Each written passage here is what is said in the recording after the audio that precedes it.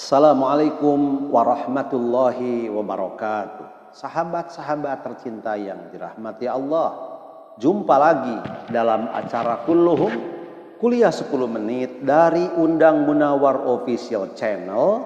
Mudah-mudahan bermanfaat bagi kita semua. Materi kali ini saya masih berkisah tentang Nabi Ismail, yakni peristiwa penyembelihan yang dilakukan oleh ayahnya Ibrahim kepada anaknya Ismail.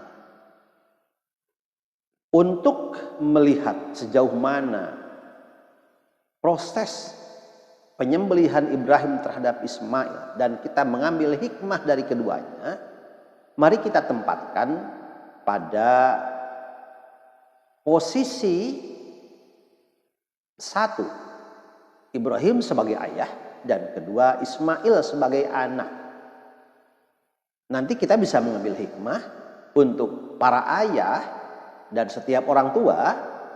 Kemudian kita bisa mengambil hikmah dari sudut pandang anak, para anak dari setiap orang tua. Tidak seru menceritakan ketabahan Ismail sebagai anak apabila tidak terlebih dahulu menceritakan ketabahan ayah, kesabaran ayah yakni Ibrahim yang mendapat perintah Allah Subhanahu wa taala untuk menyembelih anak, karena perintah itu merupakan ujian dan bukan ujian yang ringan tetapi ujian yang sangat berat. Masalah pengorbanan dalam lembaran sejarah kita diingatkan pada beberapa peristiwa yang menimpa Nabiullah Ibrahim alaihissalam beserta keluarganya Ismail dan Siti Hajar. Idul Adha yang sekarang biasa diperingati juga sering dinamakan Idun Nahri, artinya hari menyembelih hewan ternak. Sejarahnya adalah bermula dari ujian paling berat yang menimpa Nabiullah Ibrahim. Disebabkan kesabaran dan ketabahan Ibrahim dalam menghadapi berbagai ujian dan cobaan, Allah memberinya sebuah anugerah, yakni gelar kehormatan Khalilullah, yang artinya kekasih Allah.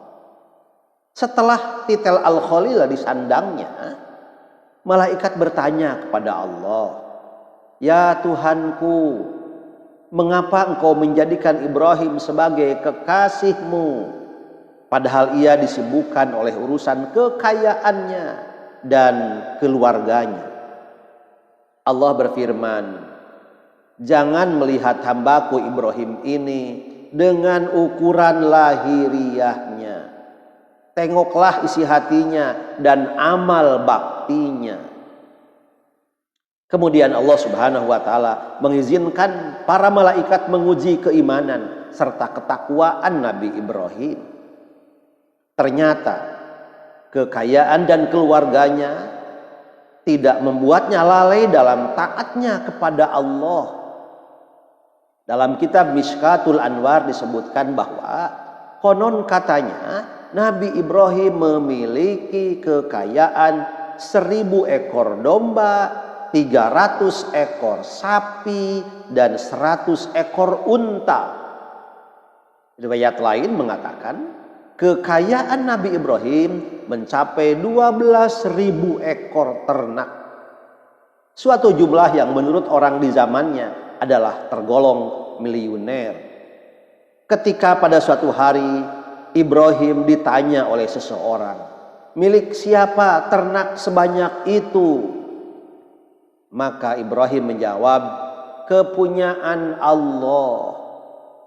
Tetapi kini masih milikku. Sewaktu-waktu bila Allah menghendaki, aku serahkan semuanya. Jangankan cuma ternak, bila Allah meminta anak kesayanganku sekalipun, niscaya akan aku serahkan juga." Masya Allah. Begitulah Ibrahim yang memiliki banyak harta, tetapi ia mampu dan mau menyerahkan untuk Allah sekalipun anak sendiri yang paling dicintainya. Ibnu Katsir dalam Al-Quranul Adzim mengemukakan bahwa pernyataan Nabi Ibrahim itulah yang kemudian dijadikan bahan ujian, yaitu Allah menguji iman dan takwa Nabi Ibrahim melalui mimpinya yang hak agar ia mengorbankan putranya yang kala itu. Di episode yang lalu saya katakan pemuda di atas 15 tahun, pemuda yang elok rupawan, pemuda yang sehat lagi cekatan, supaya dikorbankan, supaya disembelih dengan menggunakan tangan ayahnya sendiri, menggunakan tangan Ibrahim sebagai ayah. Sungguh sangat mengerikan. Peristiwa itu dinyatakan dalam Al-Quran surah As-Saffat ayat 102 yang sudah saya bacakan pada episode yang lalu. Itulah ujian yang sangat berat bagi Ibrahim sebagai ayah. Ketika keduanya siap melaksanakan perintah Allah, iblis datang menggoda sang ayah, sang ibu dan sang anak silih berganti. Akan tetapi Nabi Ibrahim, Siti Hajar dan Nabi Ismail tidak tergoyah oleh bujuk rayuan iblis yang menggoda agar membatalkan niatnya.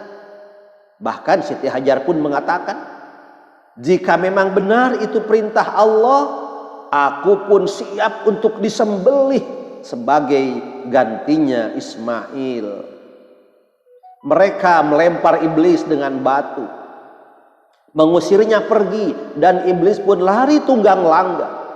Dan ini kemudian menjadi salah satu rangkaian ibadah haji, yakni melempar jumroh, jumrotul ula, jumrotul wusta, dan jumrotul aqobah yang dilaksanakan di Mina. Itulah ujian yang sangat berat kepada Ibrahim.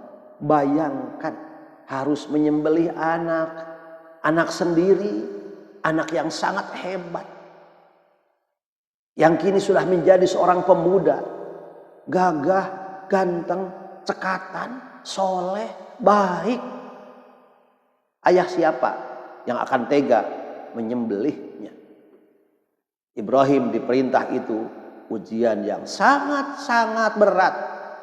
Tentu akan membuat kita, para ayah, para orang tua, bangga.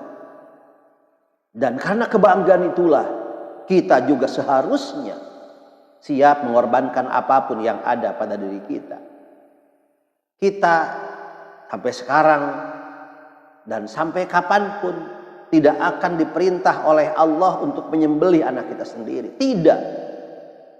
Tetapi kita diperintahkan oleh Allah untuk mengorbankan apa yang kita miliki. Harta kita, kekayaan kita, kesehatan kita, jabatan kita. Apabila Allah memerintahkan untuk dikorbankan untuk kepentingan agama, untuk kepentingan mencari ridho Allah, seharusnya kita siap mengorbankannya. Oleh karena itu, cerita ini diabadikan oleh Allah dalam Al-Quran. Dapat dilihat dalam Al-Quran mulai surat As-Saffat ayat 103. Falamma aslama wa tallahu lil jabin, tatkala keduanya telah berserah diri dan Nabi Ibrahim membaringkan anaknya di atas pelipisnya, nyatalah kesabaran keduanya.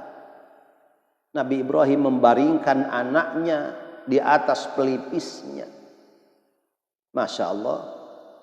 Wa nadainahu ayya Ibrahim, dan kami panggillah dia, hai Ibrahim, qad shaddaqtar ru'ya inna kadzalika nazil muhsinin. Sesungguhnya kamu telah membenarkan mimpi itu.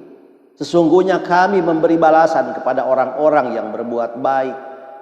Inna hadza lahuwal bala'ul mubin. Sesungguhnya ini benar-benar suatu ujian yang nyata. Begitu Allah mengatakan dalam Al-Quran. Ini benar-benar ujian yang nyata, ujian real. Anak kita yang kita sayangi, yang kita cintai, harus disembelih. Ini yang dilakukan oleh Nabi Ibrahim. Ujian Allah seperti itu kepada beliau.